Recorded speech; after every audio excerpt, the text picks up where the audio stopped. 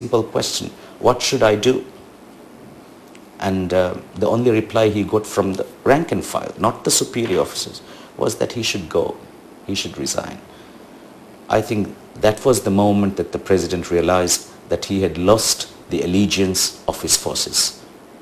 It was not a rebellion, it was not a mutiny, it was not a overthrow of a government, it was not a coup. It was just that the forces had gotten so tired and exhausted following unconstitutional orders. They finally drew the line and said, enough is enough.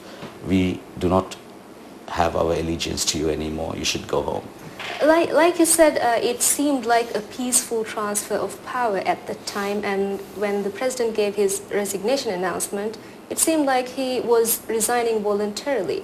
But later on, just 24 hours after that, his statement changed. What do you think caused this change? I think the resignation, the act of announcement and the act of sending that letter are all voluntary. He's claiming that it was done despite being voluntary. The act was committed under duress, and therefore he doesn't believe it was a legitimate resignation. But that argument, as I said, when checked against the facts, the entire set of facts and circumstances that happened from the night before to the morning to the moment of resignation towards noon or close to 1 p.m., that all of them combined together gave him no choice but to resign and go, so that there would be no bloodshed in this country, that the country would not descend into more chaos. Already he was certain when he asked the troops what he should do, and when the troops told him that you should go home, you should resign, he understood that he had lost it, that he had blown the chance, and that he could not survive as president when the police and the MNDF were not behind him in full loyalty. He knew that, and he consulted with many, and I'm told he even consulted with diplomats, both resident locally and overseas. And the only indication he got was that it was time for him to go. And that was the time he made the decision. Well, like I said before, it seemed like a peaceful transfer of power, but what is unfolding now is not really, we can't say that it's peaceful because the former president seems like he is trying to get international pressure on the current government. Do you think Dr. Waheed will be able to fulfill his term, or do you think the more peaceful option would be for him to go for an election? Two things. One, you must understand the temperament of President Nasheed. He had been the all-powerful president. He is a popularly elected leader, and he has a substantial party.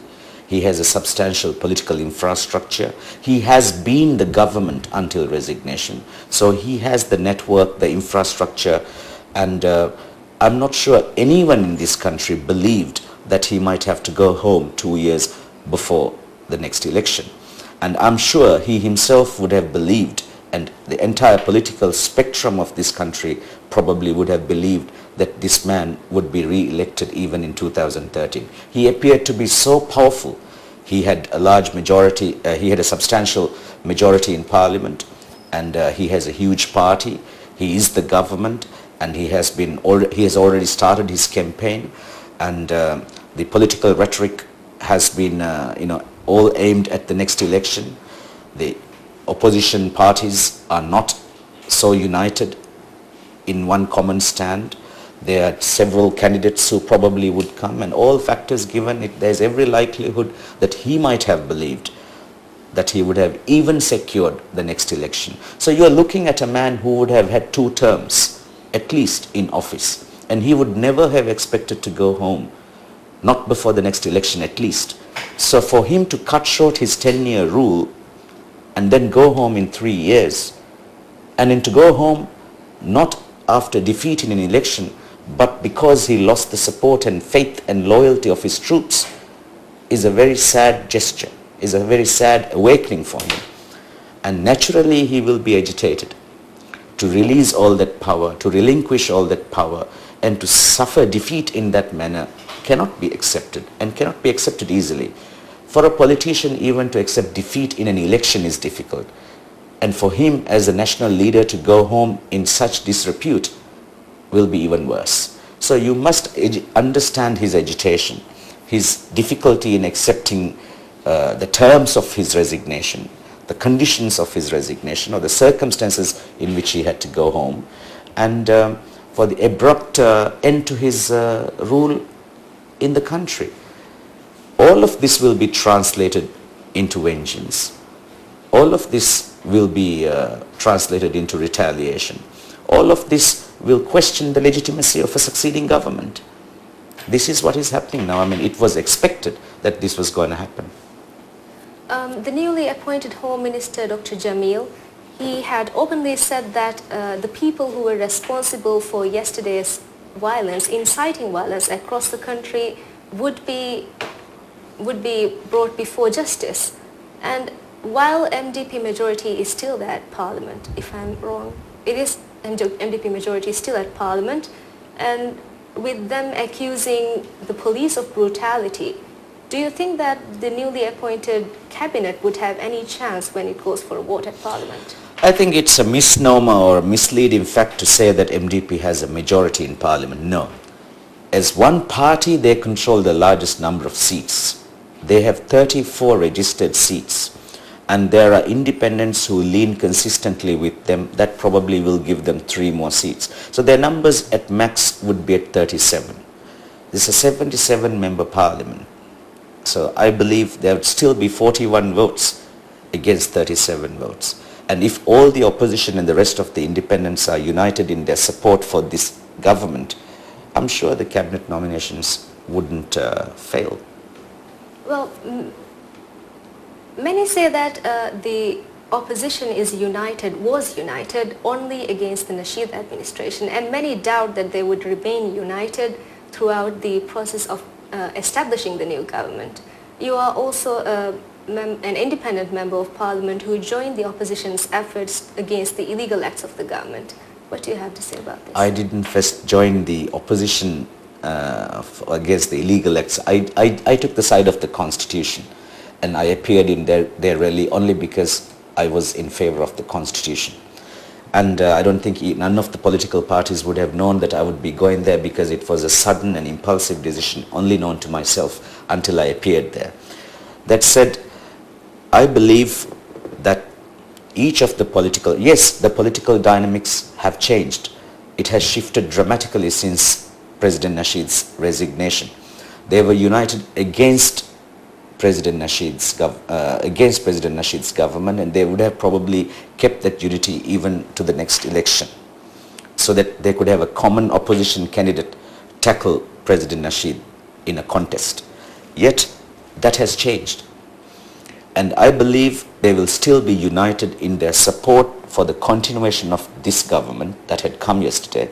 Yet they would probably be standing elections themselves. Like each of those parties would want to now field their candidates, and they would all be focusing now on the 2013 elections, each by themselves. I think that coalition, the purpose for the coalition has disappeared. The purpose was to unite against and bring out a common candidate to contest elections against Nasheed. That has gone now. So probably it's very likely that we would see the disintegration of that coalition so far as the next 2013 election is concerned. But you can expect them to be united in their support for this current government, because I don't think it would be in their interest to see this government not succeed. It has to succeed, especially because we are in a presidential form of government and our elections are specific, and it is not dependent on the dissolution of the parliament. It can only happen on the concurrent resignation of the vice president and the vice president. At the moment, we don't have a vice president, so the president's resignation could initiate an election.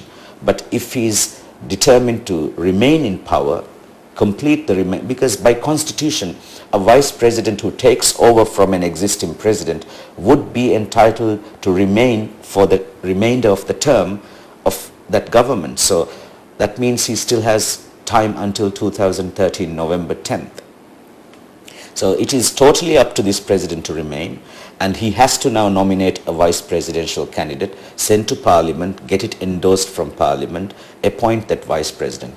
If that vice president is appointed, then an election cannot happen on the resignation of vice president alone, because automatically again the vice president will be promoted to the position of the president, like it happened yesterday in this country. So both of them must concurrently resign and hand over power to the Speaker of Parliament. And then the Speaker of Parliament will call elections within a 60-day period. That is how the chain, the hierarchy of power is arranged in this country by constitution.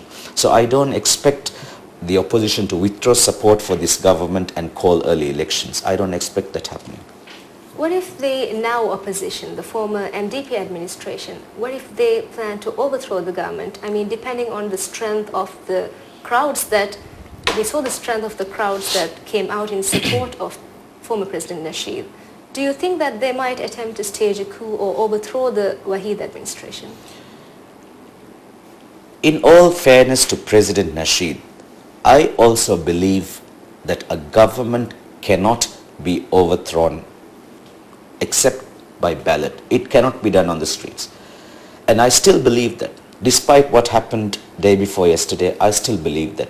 Now, I would, contrary to popular opinion, I would still disagree that President Nasheed's government was overthrown by a mob or protesters or on the streets. I wouldn't say that. I wouldn't say that at all. I think he had to resign because he lost the pledge of